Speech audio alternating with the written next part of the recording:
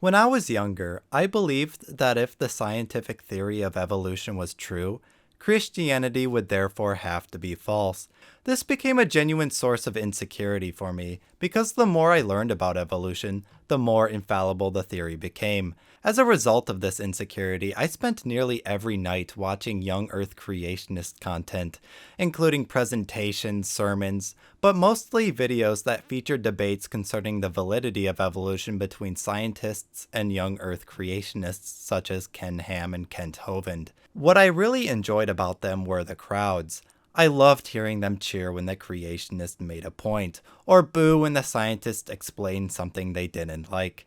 It felt like my own beliefs were somehow validated, just by hearing a group of people cheer for something I believed. So, while I wholly disagree with the conservative news commentator's politics, and I think his content is gratuitous, I can kind of understand it on some level.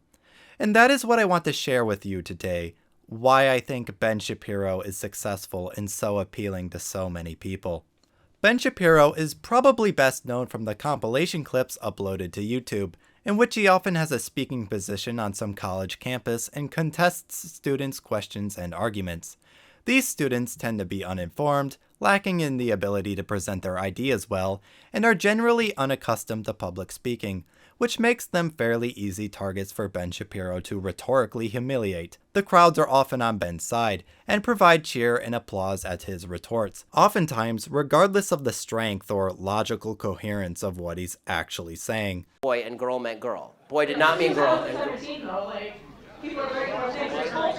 And if I call you a moose, are you suddenly a moose? Okay, if I redefine our terms. The whole conceit of this kind of content is to relish in the defeat of an opposition in debate, or in simpler terms, watch dumb liberals get dunked on. However, Ben Shapiro certainly isn't the only one who generates these libs getting owned compilations.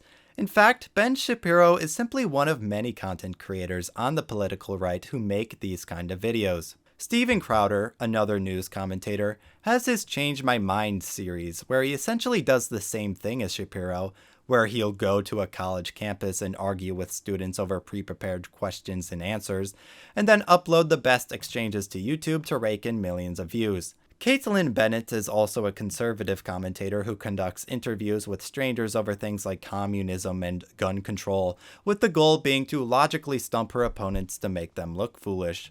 Ray Comfort is an evangelical Christian who again makes content by arguing with random strangers over topics like morality, evolution, and other areas that concern religion, all with the goal being to confound the people he's interviewing. While this libs getting owned in debate genre is popular on the right, Ben Shapiro's brand of it is particularly designed to maximize the presentation of conservative talking points while stifling those of opposing views. You've probably already noticed the way his debate format differs from Steven Crowder's or Caitlin Bennett's. While I wouldn't go so far to say that Steven Crowder's Change My Mind series is a fair portrayal or engagement with left-wing talking points, his methods are far more fair. He talks with students who sit at the same table in close proximity. He is at eye level with them, and most of the time there's not a large crowd surrounding the conversation, providing social pressure, though they tend to occur naturally. In this way, Steven Crowder's approach at least resembles a genuine conversation.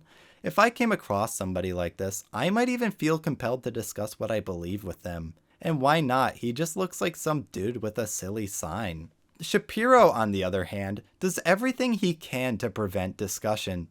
He's standing up in front of a podium on a stage, situated physically higher than his student challengers, who stand awkwardly amongst an overwhelmingly large audience, sometimes an entire auditorium away.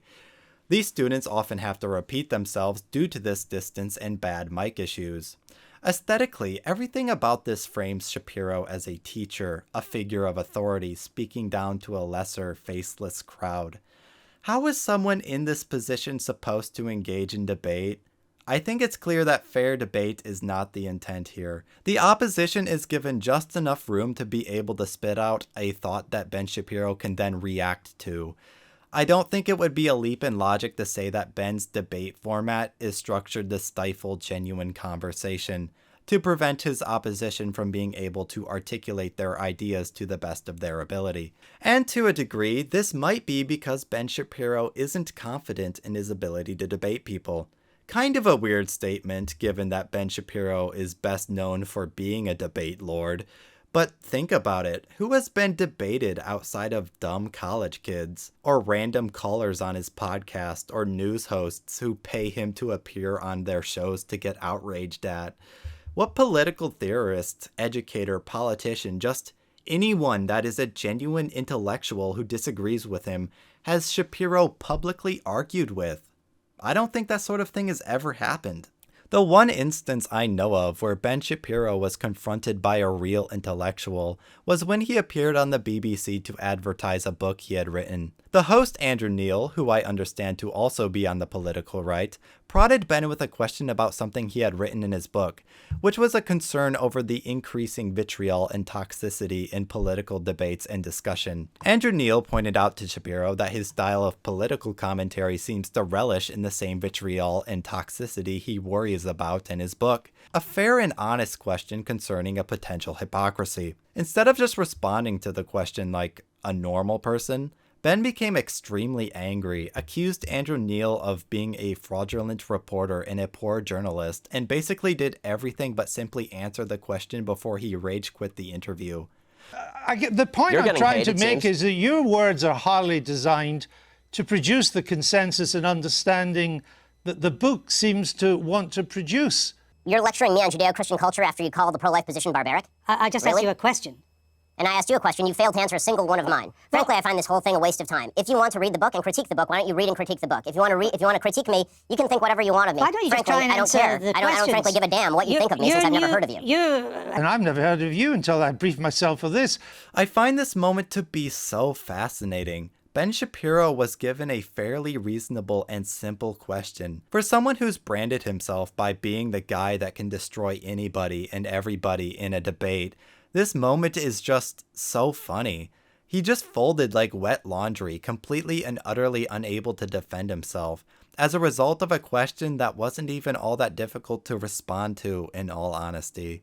So yeah, Ben Shapiro strictly only debating and content farming college kids and then running away from the only smart person experienced in public speaking that unexpectedly disagreed with him is pretty good evidence that he is probably no good at debate. Think about it like this. If a supposed pro wrestler only competed in the middle school wrestling league, and the moment they were unexpectedly challenged by another pro wrestler to a match, they ran away mid-game, you'd probably have second thoughts about their credibility as a pro wrestler, right? While I think that's a significant part of why Ben Shapiro rigs his speaking events in his favor, I don't think that explains everything.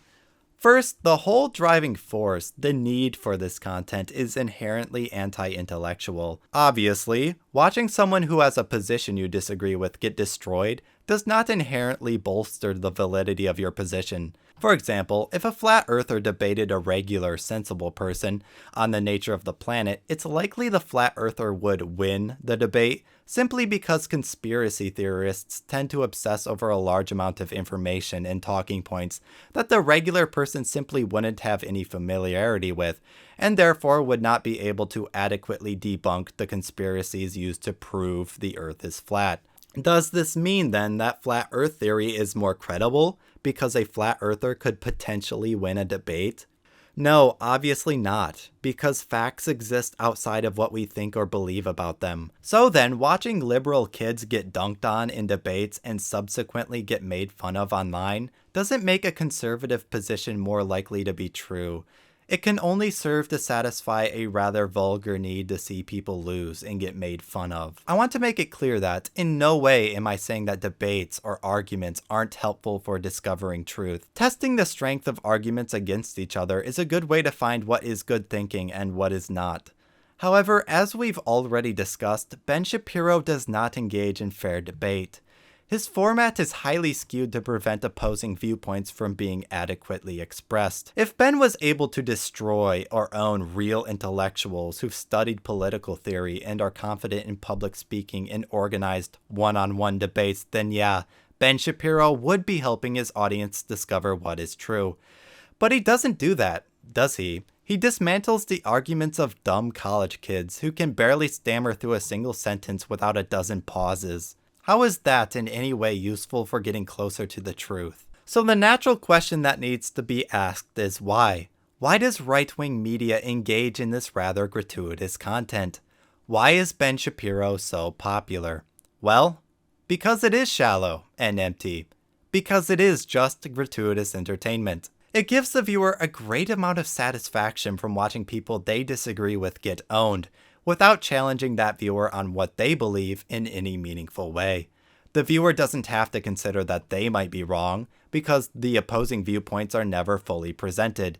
They can relish in feeling correct, in that good sensation that comes with being right about something, without having to consider if they actually are. The reason Ben Shapiro is popular is because it's easy to digest, rewarding to watch junk entertainment. At some point, I realized that my obsession with creationist videos was really just a coping mechanism I was using to distract myself from the fairly obvious fact that yes, the Earth is old, actually. I think what did it for me was that all of these creationists were so good at disproving evolution. They could spend all day debunking the methodology used for digging up dinosaur bones or dating rocks or whatever. But the moment they had to provide their alternate theories on why the Earth is just 6,000 years old despite the overwhelming evidence to the contrary, they just became a bunch of conspiracy theorists that relied on nothing but conjecture and hypotheticals. I also eventually realized that the fact of evolution has no bearing on Christian theology, and so I stopped watching creationist content, thank goodness. Thanks for watching this video. I hope it made sense. If you want to see more discussion or essay content from me, please subscribe. I'm getting closer to 1,000 subs each day, and I would like to someday invest more time into making these videos, but I can only do so if people actually watch them. So anyway, see you.